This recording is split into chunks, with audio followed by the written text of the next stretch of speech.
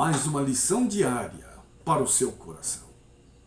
Se você está chegando agora e não se inscreveu, inscreva-se, amigo, não custa nada, é só apertar o botãozinho vermelho aqui embaixo, me ajude. Quero chegar a 250 inscritos. Acione o sininho das notificações e dê o like fortalece muito o nosso canal. É muito bom estar falando com você novamente, amigo ouvinte da Rádio Web do Gospel Milênio de Imperatriz de Maranhão. E com você, amigo internauta. O tema de hoje é a primeira promessa do Evangelho. Bom, tudo já estava derramado pelo chão. O pecado já estava estabelecido. Adão e Eva já tinham entendido que já tinham causado muito mal ao mundo de então. Olhando as folhas, as árvores, os animais, as flores, Adão e Eva entenderam o mal que eles praticaram. E em Gênesis 3, 15 a 21, Deus faz renascer, ou melhor, faz acontecer, e diz para Adão e Eva de uma esperança futura. Nem tudo estava perdido, havia esperança para o casal. E então, na realidade, quem batalharia por Eva e Adão contra o inimigo era alguém especial. O Cordeiro prometido, Jesus Cristo. Então não eram eles que iriam guerrear contra o inimigo, mas Deus o Pai, Deus o Filho e Deus o Espírito Santo.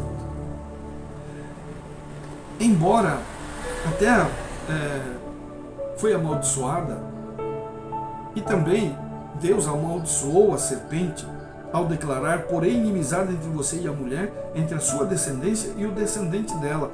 Ele lhe ferirá a cabeça e tu lhe ferirás o calcanhar.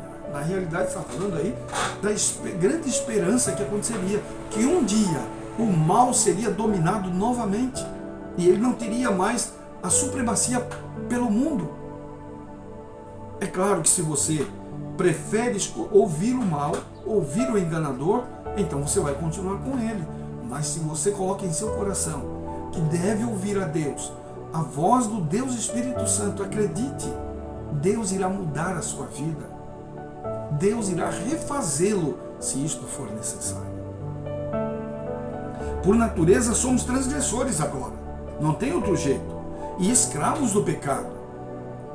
E os fariseus uma vez disseram para, aliás, um deles orando, ele disse: Pai, te agradeço porque não sou como este miserável pecador. Tinha um publicano orando ao lado dele. Mas o publicano reconhecia que era pecador.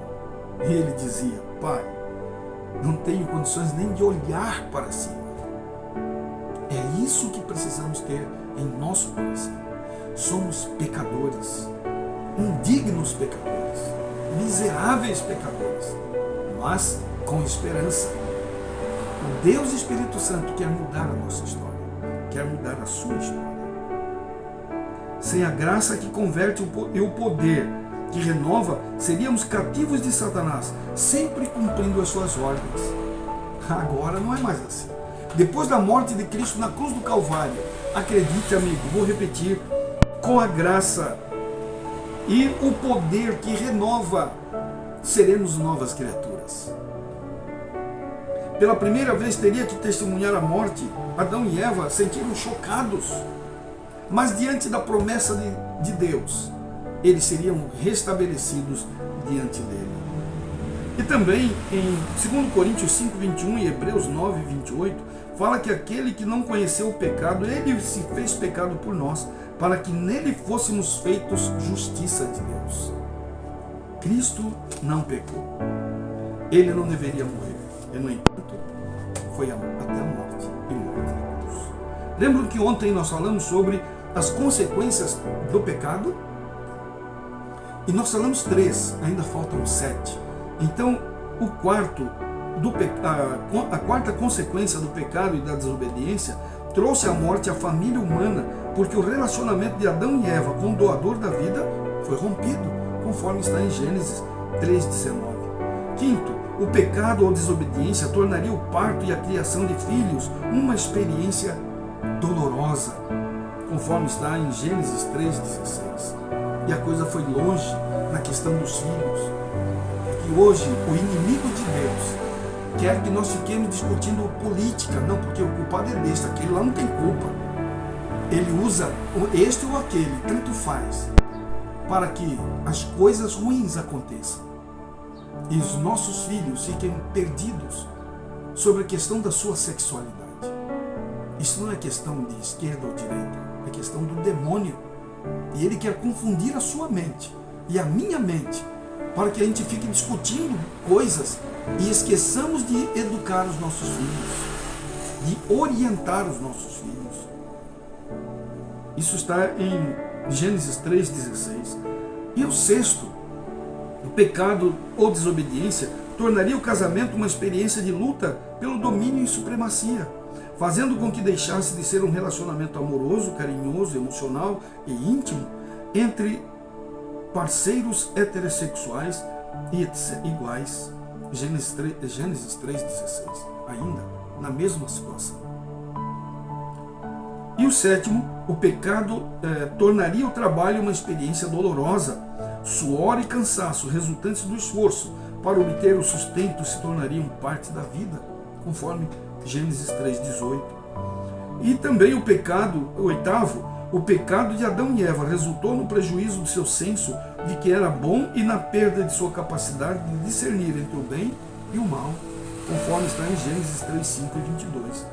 Nono, o pecado quebrou o relacionamento de Adão e Eva com a natureza. Como resultado, o solo produziria espinhos e cardos. Isso está em Gênesis 3:18 e 6:11.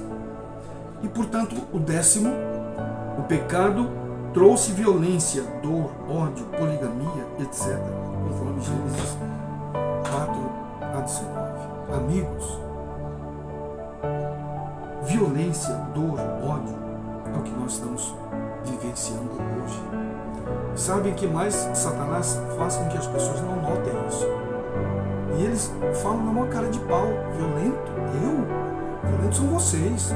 Quem tem ódio são vocês. E o ódio deita e rola em todas as áreas, para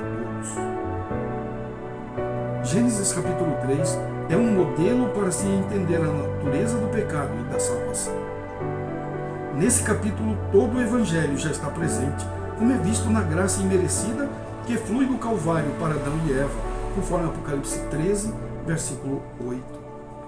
É isso mesmo, amado e amigo. Infelizmente, nós não valorizamos isso. Mas acredite, Cristo está aí comigo e com você.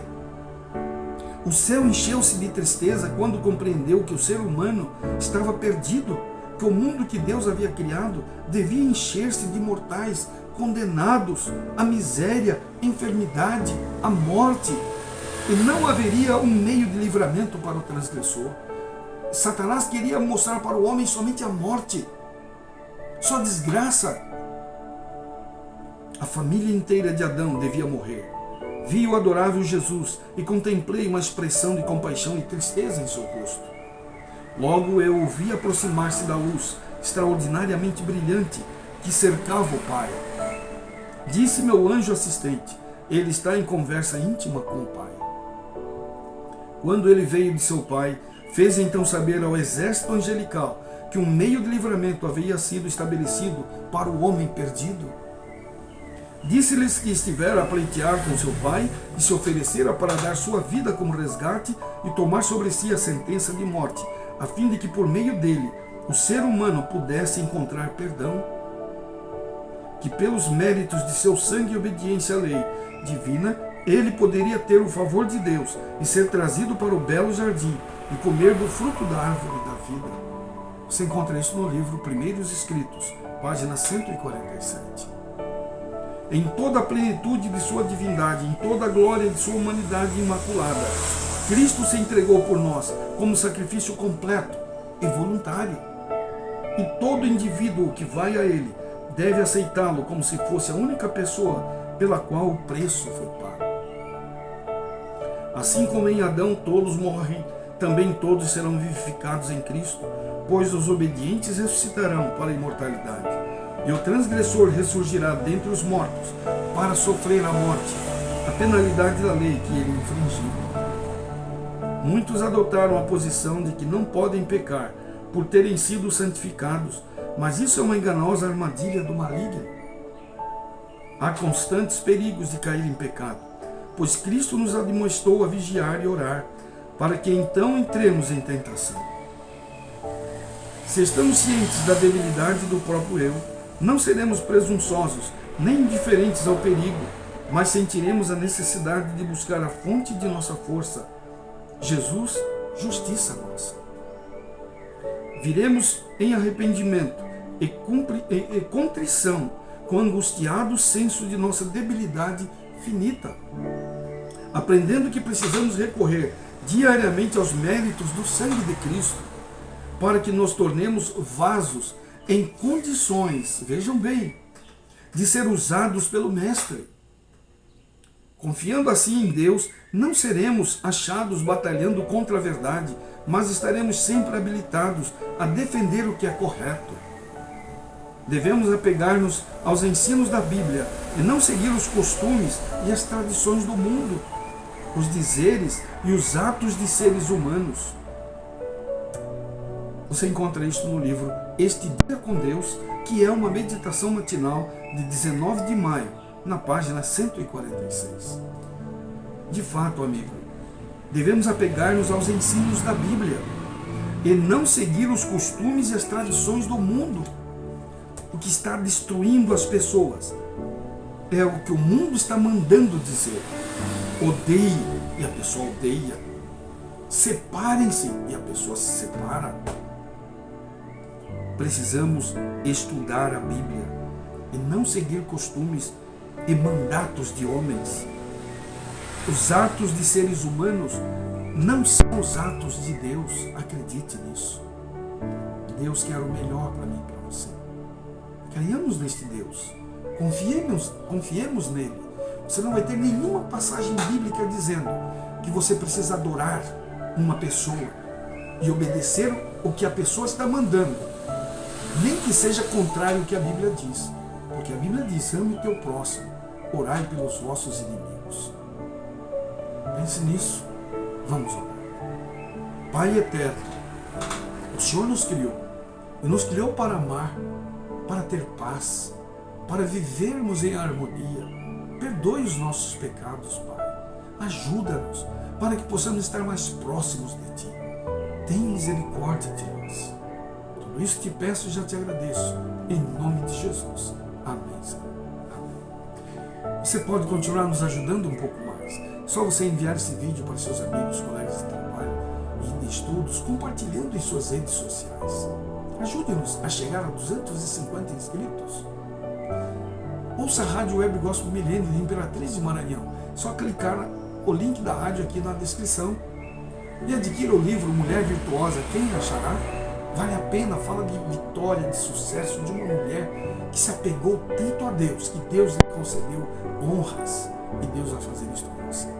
Só você vir na descrição, estão todos os contatos do autor, o Dr. Esmeraldo Tertuliano. Fale com ele, adquira, vale a pena. O Senhor te abençoe e te guarde. O Senhor faça resplandecer o seu rosto sobre ti e tenha misericórdia de ti. O Senhor sobre ti levante o rosto e te dê a paz. Um forte abraço. Até o próximo vídeo.